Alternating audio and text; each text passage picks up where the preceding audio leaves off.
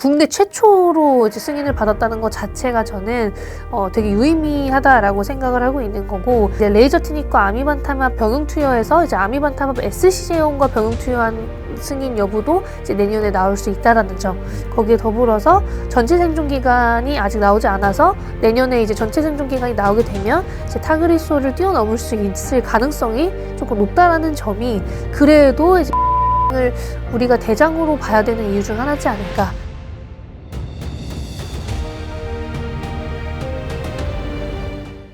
해보 반갑습니다. 오늘은 강하나 연구원님 모셨습니다. 사실 되게 기다렸던 책을 또 함께 가지고 와주셨는데요. 정말 지금 시장의 주도주는 누가 뭐래도 제약바이오지 않습니까? 네. 네, 그래서 저도 열심히 제약바이오 공부하고 있고, 저 개인적인 영상에서도 제약바이오 같이 열심히 또 전파하고 있는데, 네, 감사합니다. 네, 그 가운데 강하나 연구원님의 기존의 인사이트에 제가 너무 많이 도움을 받아가지고, 근데 한편으로 좀 아쉬운 게 제약바이오를 혼자서 공부하려고 하니까 네. 이게 너무 기술 하나하나가 어려운 거예요. 맞아요. 제가 학창시절에 물리랑 화학을 전공해서 그런지 생물학 쪽으로 저는 너무 어렵더라고요. 그래서 누구 하나 이거를 좀 쉽게 풀어줬으면 좋겠다 싶었는데, 또 감사하게도 이렇게 또 책을 이번 집필해 주셔가지고 제가 이번 주말 동안에 진짜 감사한 마음을 가지고 또 하나 봤습니다. 이게 제목이 진짜 하루 만에 이해하는 제약바이오 산업이거든요. 근데 저도 하루 만에 읽긴 했어요. 오. 네, 어제 하루 만에 읽었습니다. 근데 확실히 딱 읽고 나서 느낀 게 이게 전체 제약바이오 시장이 좀 하나의 그림으로 좀 그려진 느낌? 네. 그래서 지금 시장에서 중요한 퍼즐이 요거고 이 퍼즐 안에 이런 기업들이 있구나. 지금은 내가 좀 더 이쪽으로 주목을 해볼 필요가 있겠다라는 나름대로 좀 투자의 방향성과 전략도 좀 세울 수 있었던 그런 시간이었던 것 같습니다. 그래서 제가 또 책을 읽어보고 또 개인적으로 여러 가지 또 궁금했던 점들이 있었기 때문에 연구원님과 여러 가지 이야기를 나눌 것 같은데, 책을 아직 읽어보지 않으신 분들에게 요거 하나만큼은 꼭 보셨으면 좋겠다라고 할 만한 게 있을까요? 일단 이게 사람마다 제약바이오에 대한 이해도나 네. 기본 지식이 너무 다르잖아요. 네. 그래서 일단 여기에 나와 있는 기본적인 시장에 대한 얘기는 다 알고 가시는 게 좋을 것 같고, 그 중에서 내가 좀 가장 유망하다고 생각하는 분야를 하나 잡고 그 다음에 이제 관련된 기업들을 공부하는 게 제일 좋지 않을까. 이렇게 산업 후에 이제 기업 보는 게 제일 좋은데요. 네네. 요즘에는 이제 많은 분들이 기업을 고르고 이제 그것만 이제 파서 성장성을 그냥 보시더라고요. 그래서 산업 자체를 이해하면은 그 내에서 내가 보고 싶은 기업, 국내뿐만이 아니라고 하더라도 이제 해외 기업들까지 어느 정도 이제 파악이 되다 보니까 그런 식으로 공부를 하는 게 이제 제일 좋을 것 같긴 합니다. 그리고 여기에 뭐 약간 학회가 뭔지 혹은 이제 우리가 임상 데이터를 볼 때 어떤 걸 봐야 되는지 이런 것들도 다 나와 있기 때문에 네네. 기본적으로 앞으로 바이오를 볼 때 네. 투자가 아니어도 그냥 뭐 알아서 나쁠 게 없잖아요. 그렇죠. 네, 이 질환들은 우리가 겪을 수도 있는 거고 주위 사람들도 겪을 수 있는 건데 이렇게 알아서 나쁠 건 없기 때문에 약간 좀 나를 박학다식하게 만들고 싶다라고 해도 저는 이제 읽어볼 만하다고 생각을 하긴 합니다. 사실 제약바이오를 공부할 때 또 흥미로웠던 점이, 저는 기존에 IT 산업을 굉장히 좋게 봤고 네. 또 공부하는 게 굉장히 재밌었거든요. 근데 역사적으로 최근 한 40년간의 흐름을 보니까 가장 가파르게 성장했고 가장 주가 상승률이 높았던 게 IT보다도 이 제약바이오 헬스케어 부분이더라고요. 그래서 그걸 보면서 깜짝 놀랐어요. 그렇죠. 국내뿐만이 아니라 해외가 되게 네네. 그런 방향성을 보여주고 있어서 어차피 국내 제약바이오 시장은 글로벌 바이오 시장에서 뭐 1%, 3%밖에 되지 않습니다. 그래서 어찌됐든 우리나라는 글로벌 바이오 시장을 따라가게 될 것이고, 네네. 그런다라고 한다면 방향성 자체는 우상향이지 않을까, 뭐 그런 생각도 저도 하고 있어서 네. 그래서 충분히 공부할 만한 가치가 있다고 생각합니다. 지금의 이 제약바이오의 흐름이 강한 게 단순히 단발적으로만 볼 게 아니라는 거죠. 그래서 그렇죠. 이미 장기적으로 이만큼 성장해 왔었고, 우리가 이 건강을 지킨다라는 게 앞으로도 평생 안고 가야 될 숙제이고, 특히나 또 고령화 시대에는 더더욱 중요한 상황이기 때문에 그런 관점에서 한 번쯤은 꼭 공부를 해야 될 분야이긴 한데, 이 책이 그 기본서가 좀 되어주는 것 같아서 한편으로는 또 감사하다라는 말씀. 이렇게 쓰는 게 쉽지 않거든요. 결코 책을 쓴다는 게 쉽지 않은데 써주셔서 너무 감사하고요. 그런 관점으로 제가 첫 번째로 좀 물어보고 싶은 게 지금 가장 메인이 네. 항암제 요거라고 좀 말씀해 네. 주셨거든요. 책을 통해서. 네. 그러면 그 항암제 중에서도 되게 다양한 기업들을 많이 다뤄주셨는데 네. 이 항암제 분야가 사실 관련 기업들이 이미 주가가 많이 오르기도 했어요. 그렇죠. 근데 여전히 이 기업들을 볼만한지, 여전히 투자의 방향성을 좀 잡아볼 만한지, 이게 좀 궁금하더라고요. 일단 장기적인 관점에서는 여전히 나쁘지 않다라고 저는 생각을 하고 있는데요.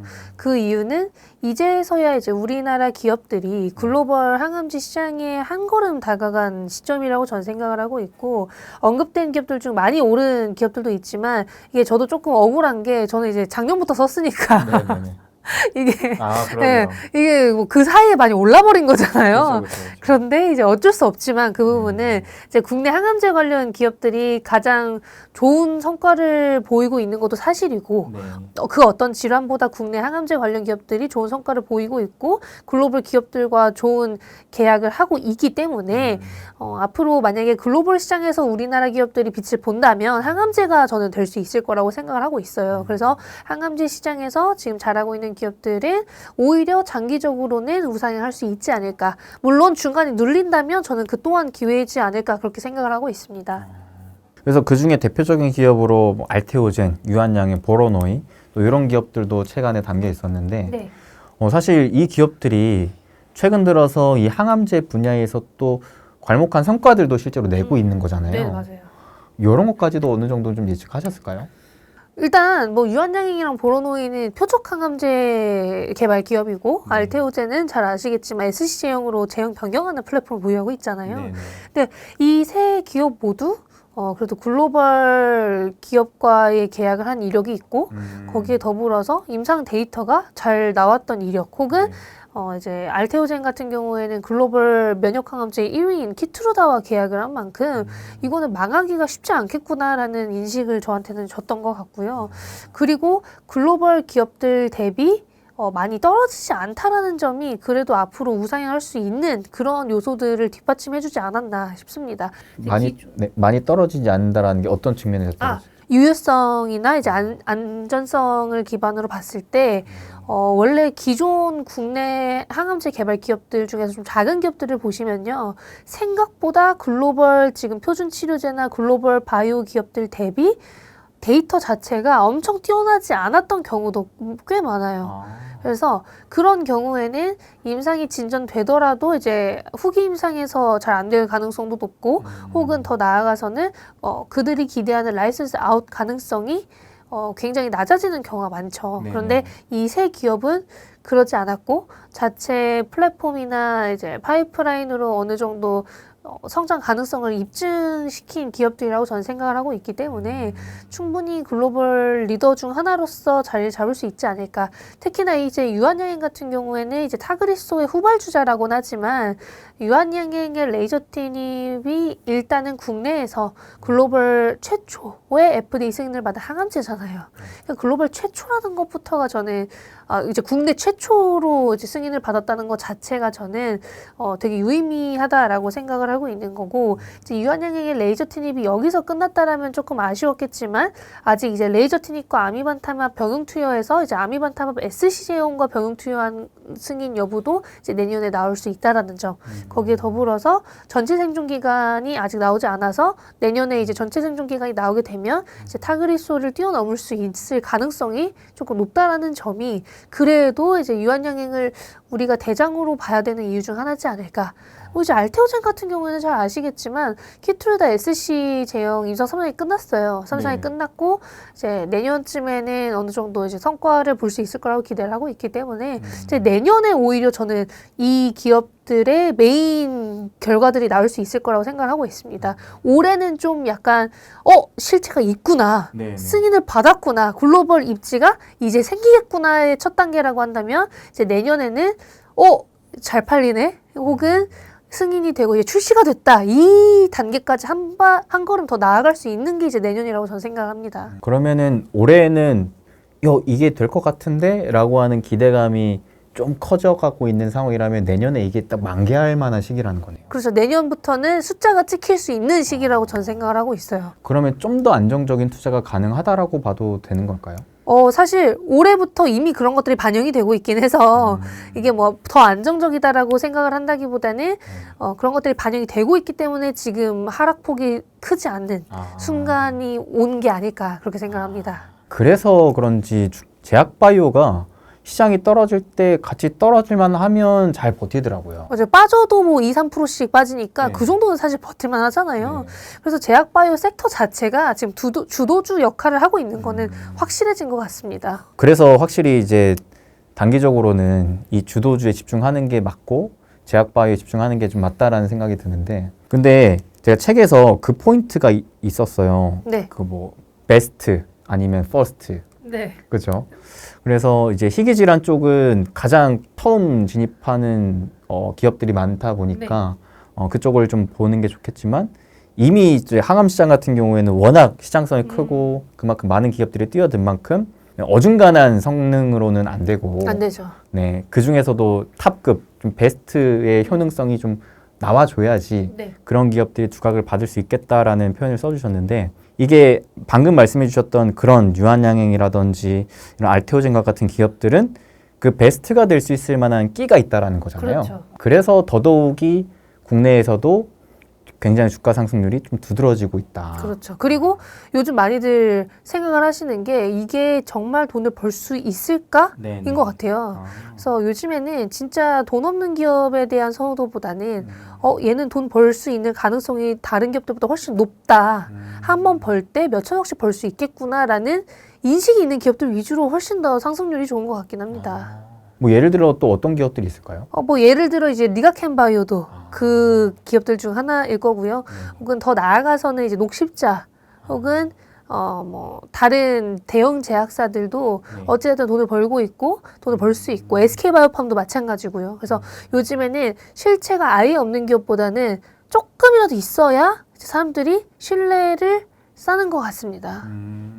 근데 이런 실체적인 부분에서 일반적인 개인 투자자들이 이 기업이 정말 실체가 있어? 라고 판단하기가 좀 쉽진 않은 것 같아요. 그렇죠.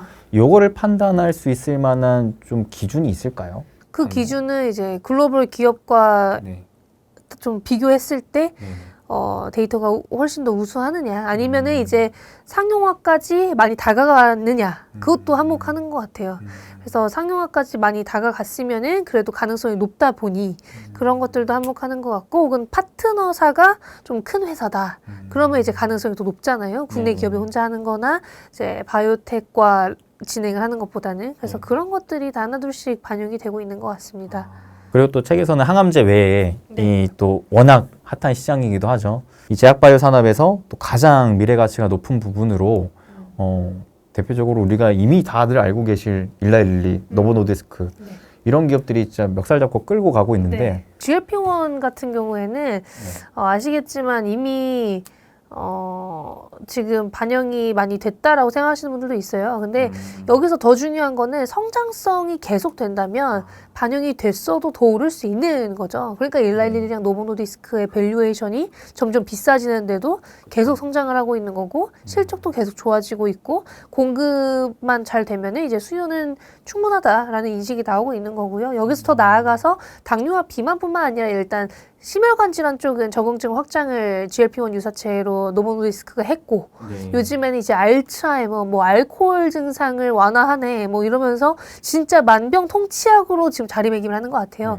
근데 아직까지 이제 알츠하이머나 이제 알코올 쪽에서는 임상이 진행 중이고 승인을 받은 것은 아니기 때문에 일단은 당뇨, 비만, 심혈관 질환까지만 생각을 하는 게 저는 맞을 것 같고요. GLP-1 유사체에 대한 선호도나 니즈는 계속 될 것이기 때문에 내년까지는 그들의 실적이 계속 좋겠죠. 그리고 노보노디스크와 일라일리도 지속적인 투자를 하고 있어서 이 두 기업이 업사이드를 뒷받침해주는 이유 중 하나는 카탈란트를 인수한 노보노디스크 그리고 일렐리도 계속해서 공장을 짓고 있다라는 거. 그러니까 공급을 늘려나가고자 하는 의지를 보여주고 있다라는 게, 이 GLP-1 유사체 기반의 당뇨 비만 치료제들은 여전히 진짜 업사이드가 크구나. 그리고 마진율이 정말 어마어마하구나라는 생각을 할 수밖에 없는 것 같아요. 그래서 내년까지는 이 혁신이 계속 될 수 있을 거고, 비만 당뇨 쪽에 대한 인식이나 그런 트렌드는 1, 2년 만에 막 바뀌진 않을 것이기 때문에 그냥 유지되면서 이제 관련된 기업들의 이제 업앤다운이 조금 있지 않을까. 다만 이제 국내 기업들이 글로벌 기업들 대비 훨씬 우위에 있느냐, 그건 아직 아니기 때문에 글로벌 기업들의 임상 데이터가 이제 계속해서 나오고 글로벌 기업들과 이제 병용 투여를 할 수 있을 만한 파이프라인이나 임상 데이터를 우리나라 기업이 발표했을 때 이제 조금 더 관심을 많이 받을 수 있을 것 같습니다. 이게 또 비만 치료제가 우리나라에 들어온 이후로 국내에 또 비만 치료제 관련 기업들이 하나의 또 테마군으로 엮이면서 단기적으로는 또 주가 상승을 보여주더라고요. 네, 맞아요. 근데 객관적으로 봤을 때는 아직 국내 기업들이 좀 괄목할 만한 성과가 나왔다라고 보기에는 좀 이른 걸까요? 그렇죠. 아직은 다 임상 초기 단계이고 글로벌 임상이 중요한데 글로벌 임상을 진행 중인 기업들도 뭐 엄청 많진 않으니까 그나마 이제 뭐 한미약품, 뭐 동아ST 뭐 이런 얘기들이 많이 나오고 있고, 최근에 이제 뭐 펩트론이나 인벤티지랩이 장기 지속형 플랫폼을 보유하고 있으니 앞으로 비만 치료제 기업들과 일할 일이 많겠다라고 하면서, 인벤티지랩이랑 이제 펩트론 같은 경우에는 빅파마랑 어찌됐든 뭐 계약을 한 거긴 하잖아요. 뭐 기술 이전 계약은 아니었지만 그래서 이제 그런 것들을 많이들 염두에 두시는 것 같긴 합니다. 그래서 그런지 한미약품도 최근에 막 움찔움찔하더라고요. 맞습니다. 실제로 한미약품 같은 경우에는 조금 다른 게 비만 치료제를 개발 중인 것도 맞지만 근손실을 막아주는 파이프라인도 하나 보유하고 있어요. 그걸 이제 비만 치료제랑 병용 투여하는 그런 그림도 그리고 있는 것 같아서 11월 초에 비만 치료제 위크에서 그걸 오픈한다고 해요. 전임상 데이터를. 그래서 그런 것들이 결국에는 빅파마와의 파트너가 되기 위한 뭐 한 걸음이라고 생각을 하고 있습니다. 이 한미약품이 그러면은 비만 치료제 지금 어떤 진행 과정이 있는 건가요? 일단 국내 임상 3상을 진행했던 에페나글루타이드도 있기 때문에 그건 일단 임상을 진행 중이고요. 근데 이제 아시아권에서 판매를 하고자 하는 모습을 보이고 있어서 그 부분이 일단 뭐 글로벌 임상 데이터는 내년쯤에 확인이 되는 걸로 알고 있습니다.